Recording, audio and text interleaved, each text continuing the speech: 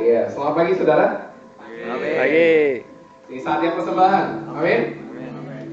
Oke, hari ini saya akan membagikan sebuah khotbah yang berjudul pemberian dan promosi. Katakan sama-sama pemberian dan promosi. Pemberian dan promosi. Amin. Jadi kita buka sama-sama di 1 Samuel pasal yang ke-11. 1 Samuel pasal yang ke-11 di ayat yang pertama sampai ketiga.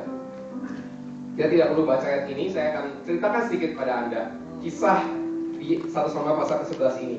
Di ayat 1-3, Yabes Gilead sedang diserang oleh orang Amon. Dan mereka diberi ultimatum untuk melawan balik atau dijadikan budak dan mata mereka akan dicungkil. Nah, saudara, pada saat ini ada satu orang yang namanya Saul sebetulnya. Saul telah diurapi menjadi raja, diurapi. Tetapi dia belum diangkat, artinya dia belum diberikan gelar sebagai raja secara resmi. Nah, apa yang terjadi di ayat yang selanjutnya, di ayat ke-4 sampai ke-6, kalau saudara punya Alkitab, saudara bisa ikuti. Saya akan ceritakan sedikit lagi sama saudara. Mereka tiba di tempat Saul, yaitu di Gibea Saul. Dan ketika Saul mendengar kabar tentang Yabes Gilead, Roh Allah berkuasa atas Saul. Dan apa yang Saul lakukan? Nah, kita lihat sama-sama di ayat yang ke-7. Ya, demikian firman Tuhan di ayat yang ke-7. Ambilnyalah sepasang lembu, dipotong-potongnya, lalu potongan-potongan itu dikirimkan ke seluruh daerah Israel dengan perantara utusan. Pesannya, siapa yang tidak maju mengikuti Saul dan mengikuti Samuel, lembu-lembunya akan diperlakukan juga demikian. Lalu Tuhan mendatangkan ketakutan atas bangsa itu, sehingga majulah mereka serentak. Dan mereka berperang bersama dengan Saul di ayat selanjutnya, dan mereka menang, saudara. Apa yang terjadi di ayat yang ke-15 di slide yang saya dikatakan, lalu pergilah seluruh bangsa itu ke Gilgal dan menjadikan Saul raja di sana di hadapan Tuhan di Gilgal. Nah, saudara, di akhir cerita ini kemenangan Saul membuat dia diangkat secara resmi menjadi raja.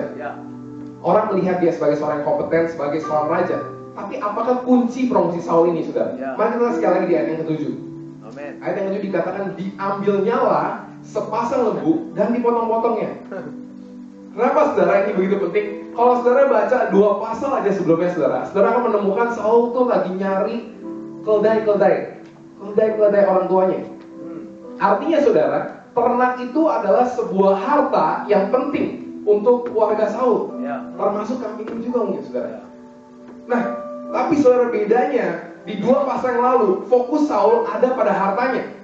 Di pasal yang ini, fokus Saul ada pada visinya. Nah, apa visi Saul? Visi Saul adalah dia harus maju berperang untuk menunjukkan Allah beserta dengan bangsa Israel. Dan karena Saul memberi, saudara, apa yang terjadi? Dia memberi untuk membangkitkan semua orang Israel. Tapi yang terjadi, kalau saudara baca, Tuhan melihat dan membangkitkan semangat orang Israel.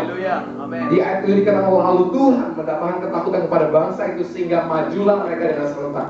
Dan pada akhir cerita itu Saul dipromosi oleh Tuhan. Kenapa saudara? Kenapa, apa pentingnya dari ayat ini? Kenapa Saul harus memotong si kambing ini? Jawabannya saudara, karena Tuhan melihat hati. Lukas 12 ayat 34 berkata, karena di mana hartamu berada, disitulah hatimu berada. Saudara, Tuhan tahu di mana harta saudara berada, di situ hati saudara berada. Jadi hari ini kalau saudara memberi di rumah Tuhan, hati saudara di rumah Tuhan. Ketika saudara dipromosi, Tuhan tahu bahwa hatimu ada pada Tuhan. Sama seperti Saul, ketika Saul memberi, Tuhan lihat hatinya ada pada Tuhan. Dan sama hari saudara, ketika saudara mau dipromosi, mari kita berikan ketika saudara beli ke rumah Tuhan, bahwa satu hari ketika saudara dipromosi, nama Tuhan yang dimuliakan. Amin. Dengan tepuk tangan kita bagi Tuhan kita. Haleluya. Jadi sebelum saudara memberi, mari saya nggak punya amplop persembahan. Saya cuma mau, kalau untuk saudara belum punya amplop persembahan, saudara boleh angkat tangan saudara dan Asyar boleh melayani. Jika ada saudara yang boleh angkat.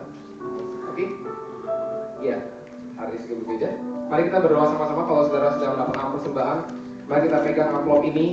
Kalau saudara sudah masukkan uang saudara, atau kalau saudara mau memberikan persembahan melalui Visa, Mastercard atau American Express, saudara bisa masukkan nomor tersebut di sini dan jumlahnya di sini ada di bawahnya. Kalau bisa saudara tidak masukkan jumlahnya, aset kita akan masukkan jumlah yang sangat banyak dan mereka adalah orang-orang yang beriman. Kalau saudara tidak menulis angkanya, biar kami yang menulis angkanya. Jadi pasti kita menulis angkanya. Oke, mari kita berdoa sama-sama, kita angkat amplop kita di hadapan Tuhan. Shikiriya ralabahari ralabahari ralabahari rasi. Kurapa ralabahari ralabahari ralabahari rasi. Ralabahari ralabahari rasi. Syikir Bapak terima kasih Tuhan untuk kesempatan kami memberikan persembahan hari Bapak. Kami percaya Tuhan bahwa oleh persembahan ini Tuhan Kau akan membawa promosi bagi hidup kami Tuhan. Bahwa di mana harta kami berada Tuhan, di situ hati kami berada. Dan hari ini kami mau menyatakan dalam persembahan ini bahwa hati kami ada di rumah-Mu Tuhan. Ketika kami memberi Tuhan dalam rumah ini Bapak, kami percaya Tuhan bahwa multiplikasi ada di hadapan kami Tuhan. Tahun 2012 kami menjadi tahun kemenangan kami Bapak. Di dalam nama Tuhan Yesus. Dan semua yang punya sama-sama katakan semua yang punya sama-sama katakan dengan tepuk tangan yang meriah bagi Tuhan kita sekali lagi. Dan Asyar boleh melayani persembahan.